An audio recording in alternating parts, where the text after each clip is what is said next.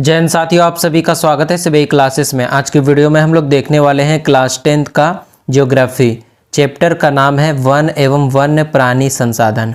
तो इस चैप्टर के जितने भी सब्जेक्टिव क्वेश्चन हैं 2 नंबर वाले और 4 नंबर वाले, वो सारे क्वेश्चन का आंसर इस वीडियो में देखने वाले हैं, इसलिए वीडियो को अंतिम तक जरूर देखना और अगर चैनल पर नए हो तो सब्सक्राइब कर लेना। तो पहला क्वेश्चन दिया गया है, बिहार में वन संपदा की वर्तमान स्थिति का वर्णन कीजिए। मतलब अभी वर्तमान स्थिति वन संपदा का क्या है वो वर्णन करना है। तो आंसर में लिखना है, बिहार में कुल क्षेत्रफल का लगभग 7% भाग ही वनों से आच्छादित है। मतलब 7% भागों में ही वन पाए जाते हैं, जो राष्ट्रीय औसत से काफ़ी कम है। अधिकांश वन दक्षिणी व पठारी क्षेत्रों जैसे रोहतास, कैमूर और जमुई जिले में पाए जाते हैं। कहने का मतलब है बिहार में जो है 7% भाग पर वन पाया जाता है, वो भी अधिकांश जो होता है वन दक्षिणी क्षेत्र में ही उपस्थित है। अगला सवाल है, वन विनाश के मुख्य कारकों को लिखिए। मतलब वन का जो है विनाश कैसे हो रहा है, क्या क्या कारक है वो लिखना है। तो आंसर में लिखेंगे खेती का विस्तार, मतलब तेज़ी से खेती का विस्तार हो रहा है जिससे वनों को काटा जा रहा है। चराई, मतलब क्या होता है कि मान लो बरसात का समय है, उस समय जानवर को छोड़ दिया जाता है या फिर हमेशा जानवर को ऐसी जंगल में छोड़ दिया जाता है जिससे जानवर जो है नया नया पौधा उगता है उसको खा लेता है वो जो जानवर है, जिससे नया पौधा जो ग्रोथ नहीं कर पाता है और आगे बढ़ नहीं पाता है, छोटा ही में वो ख़त्म हो जाता है। नगरीकरण यानी शहरीकरण तेज़ी से बढ़ रहा है जिससे वनों का कटाई हो रहा। औद्योगिकरण, ईंधन व लकड़ी की बढ़ती मांग तथा अवैध कटाई वनों के विनाश के प्रमुख कारक हैं। तो ये सारे जो चीज़ है वन को विनाश का जो है कारक है कि इसके द्वारा वन का विनाश हो रहा है।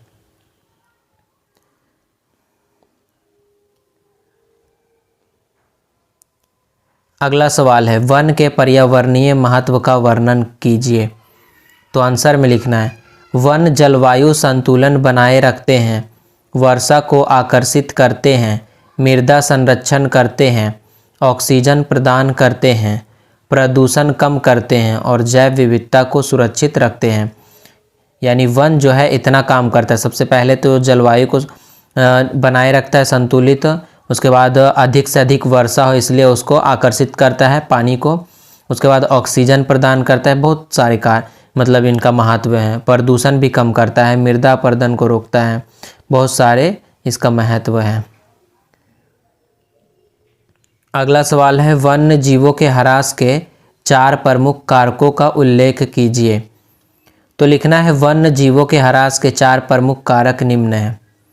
पहला जो हो जाएगा वनों की कटाई। क्या हो जाएगा? वनों की कटाई। वन का कटाई हो रहा तो जिसके कारण उसका जो आवास क्षेत्र है जानवर लोग का वो कम हो जा रहा है, जिससे उसका जनन रुक जा रहा है। बहुत सारे हो सकता है समस्या। शिकार व अवैध शिकार, उसके बाद प्रदूषण, औद्योगिकरण और नगरीकरण। अब क्या होता है, जैसे जंगलों की तेज़ी से कटाई हो रहा तो जानवर धीरे धीरे घटते जा रहा है। उसके बाद शिकार हो रहा है जानवर का, बहुत सारे जानवर का। फिर प्रदूषण के कारण भी उनका जो है जनन प्रक्रिया उतना तेज़ी से विकसित नहीं हो पा रहा है, मतलब तेज़ी से जनन नहीं हो पा रहा प्रदूषण के कारण। औद्योगिकरण और नगरीकरण भी इसका एक हो सकता है कारक। तो ये 4 कारक प्रमुख हैं।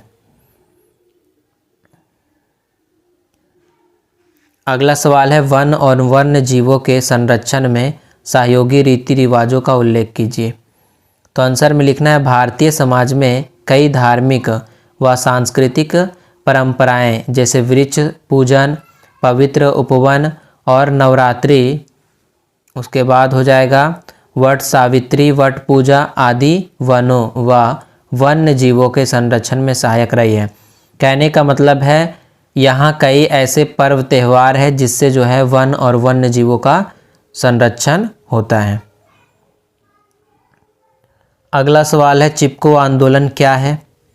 तो लिखना है, यह आंदोलन 1973 में उत्तराखंड गढ़वाल में शुरू हुआ। उत्तराखंड के गढ़वाल जिला में शुरू होता है, जहां ग्रामीणों ने पेड़ों को कटने से बचाने के लिए उनके चारों ओर चिपक कर विरोध किया। ये चिपको आंदोलन क्या हुआ था, जो काटने वाला था, क्या बोलता है, पेड़ों को काटने वाला जो कंपनी था वो कंपनी से बचाने के लिए गांव वाला वासी क्या किया, गांव वाला लोग डायरेक्ट पेड़ से लिपट गया और बोला कि पेड़ को काटने से पहले तुम्हें हमें काटना पड़ेगा, तभी पेड़ को काटने देंगे। तो यही जो आंदोलन चला था इसी को चिपको आंदोलन कहा जाता है। और एक चीज़ आपको याद रखना है कि ये किसने चलवाया था, सुंदरलाल बहुगुणा के द्वारा ये चलवाया गया था आंदोलन। अगला सवाल है कैंसर रोग के उपचार में वन का क्या योगदान है। तो लिखना है कैंसर रोग के उपचार में वन अत्यंत महत्वपूर्ण योगदान देते हैं।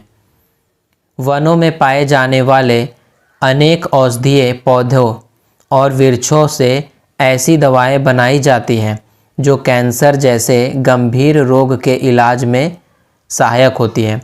कहने का मतलब हिमालयन यव एक पौधा है जिससे मतलब दवाई बनता है जो कैंसर के रोग के उपचार के लिए बहुत महत्वपूर्ण होता है। कई सारे मतलब जंगल में पेड़ पौधा है जिससे कैंसर का उपचार होता है, दवाई बनाया जाता है। उसके पेड़ का मतलब पत्ती से, छाल से, जड़ से, ये सारा चीज़ से मतलब बनाया जाता है। अगला सवाल है 10 लुप्त होने वाले पशु पक्षियों का नाम लिखिए। तो पशु पक्षियों का नाम लिखना है 10। पहला हो जाएगा शेर, दूसरा बाघ, तीसरा हाथी, गैंडा, नीलगाय, हिम तेंदुआ, लाल पांडा, मोर, कछुआ, काला हिरन। ये सब जो है मतलब बहुत इसका संख्या कम हो गया, बहुत ज़्यादा संख्या कम हो गया, विलुप्त के कगार पे ये सब है। अगला सवाल है वन्य जीवों के ह्रास में प्रदूषण जनित समस्याओं पर अपना विचार स्पष्ट कीजिए। तो लिखना है वायु, जल और ध्वनि प्रदूषण से जानवरों का प्राकृतिक आवास नष्ट हो रहा है। जहरीले रसायन व प्लास्टिक भी उनकी मृत्यु का कारण बनते हैं। तो यही कारण है जिसके कारण जो है वन्य जीवों के ह्रास हो रहा है। वन्य जीवों का प्रदूषण कई सारे हैं जिसके कारण वो धीरे धीरे कम होते जा रहे हैं वन्य जीव। अगला सवाल है भारत के 2 प्रमुख जैव मंडल क्षेत्र का नाम, क्षेत्रफल और राज्य का नाम बताएं। तो जैव मंडल क्षेत्र पहला हो जाएगा सुंदर वन जैव मंडल, पश्चिम बंगाल में स्थित है ये। क्षेत्रफल इसका है 9,630 वर्ग किलोमीटर। कितना है? 9,630 वर्ग किलोमीटर। दूसरा हो जाएगा नीलगिरी जैव मंडल जो कि केरल, कर्नाटक, तमिलनाडु में स्थित है। कहाँ स्थित है? केरल, कर्नाटक और तमिलनाडु में। इसका क्षेत्रफल है 5,520 वर्ग किलोमीटर। तो इसको अच्छे से आप याद रख लेना। अब हम लोग देखते हैं दीर्घ उत्तरीय प्रश्न। तो दीर्घ उत्तरीय प्रश्न का पहला जो प्रश्न है वन एवं वन्य जीवों के महत्व का विस्तार से वर्णन कीजिए। तो आंसर में लिखना है वन मानव जीवन का आधार है। ये ऑक्सीजन प्रदान करते हैं, वर्षा लाते हैं, मृदा संरक्षण करते हैं, ईंधन व औषधि उपलब्ध कराते हैं, वन्य जीव पारिस्थितिकी संतुलन बनाए रखते हैं, खाद्य श्रृंखला को संचालित करते हैं और कृषि में सहायक होते हैं। इनके संरक्षण में सतत विकास संभव है। तो वन का बहुत ज़्यादा ही मतलब उपयोगिता है, इसलिए इसका जो है संरक्षण होना चाहिए जिससे सतत विकास यानी लगातार विकास होगा जब इसका संरक्षण किया जाएगा। तो अगला सवाल है वृक्षों के घनत्व के आधार पर वनों का वर्गीकरण कीजिए और सभी वर्गों का वर्णन विस्तार से कीजिए। तो लिखना है वृक्षों के घनत्व के आधार पर वनों को 5 भागों में बांटा गया है। पहला अत्यंत सघन वन। इसमें क्या होता है? वृक्ष घनत्व इसमें होता है 70% से अधिक। अत्यंत सघन वन में क्या होता है? 70% से अधिक वृक्ष का घनत्व होता है। मुख्यतः वर्षा वाले क्षेत्र में पाए जाते हैं। ऐसा जो होता है वन वो मुख्यतः वर्षा वाले क्षेत्र में पाए जाते हैं।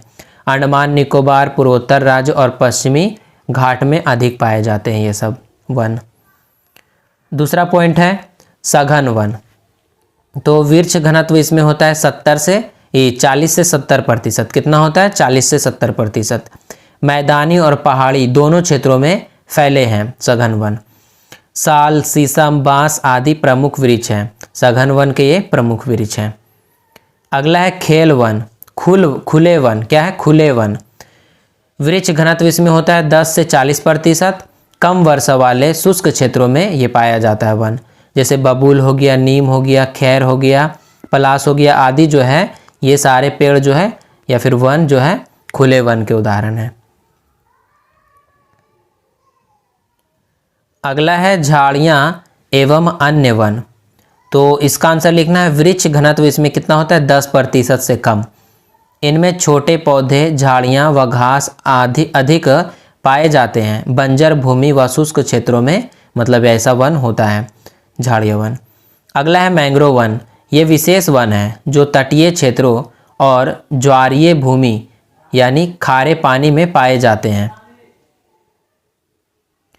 प्रमुख स्थान सुंदरवन यानी पश्चिम बंगाल, अंडमान निकोबार, गुजरात, आंध्र प्रदेश, उड़ीसा आदि राज्य में जो है ऐसे वन पाए जाते हैं।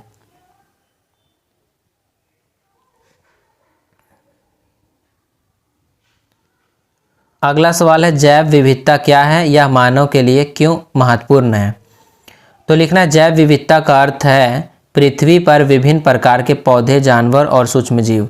जैव विविधता का यही अर्थ है कि मतलब पृथ्वी पर जो है विभिन्न प्रकार के पौधे, जानवर और सूक्ष्मजीव हैं, यही जैव विविधता है। इसका क्या मतलब महत्वपूर्ण क्यों है। यह मानव के लिए खाद्य, औषधि, वायु व जल शुद्धि, मृदा उर्वरता और पारिस्थितिकी संतुलन के लिए अत्यंत महत्वपूर्ण है।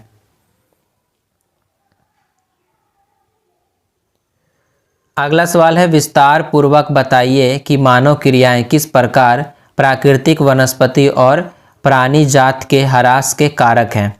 तो आंसर में लिखना है मानव ने कृषि विस्तार, शहरीकरण, उद्योग, सड़क रेल निर्माण, प्रदूषण और खनन जैसी गतिविधियों से प्राकृतिक, वनस्पति और प्राणी जात को नुकसान पहुंचाया है। इससे वनों की कटाई, आवास नष्ट होना, विलुप्ति और जलवायु असंतुलन की समस्या उत्पन्न हुई है। तो ये सारे कारक जो है मतलब कैसे वनस्पति कम हो रहा है और प्राणी वहाँ जो रहता है जीव वो कैसे कम हो रहा है। तो सबसे पहला तो शहरीकरण के कारण, उद्योग के कारण, सड़क रेल मार्ग के कारण, प्रदूषण के कारण ये सारा चीज़ कम होते जा रहा है, वनस्पति कम होते जा रहा है और वन में जो पाए जाते हैं प्राणी जात वो। तो आज का वीडियो यहीं तक समाप्त करते हैं। अगर आपको इसका पीडीएफ चाहिए तो टेलीग्राम चैनल का लिंक डिस्क्रिप्शन बॉक्स में है, वहाँ से आप इसका पीडीएफ भी डाउनलोड कर सकते हैं।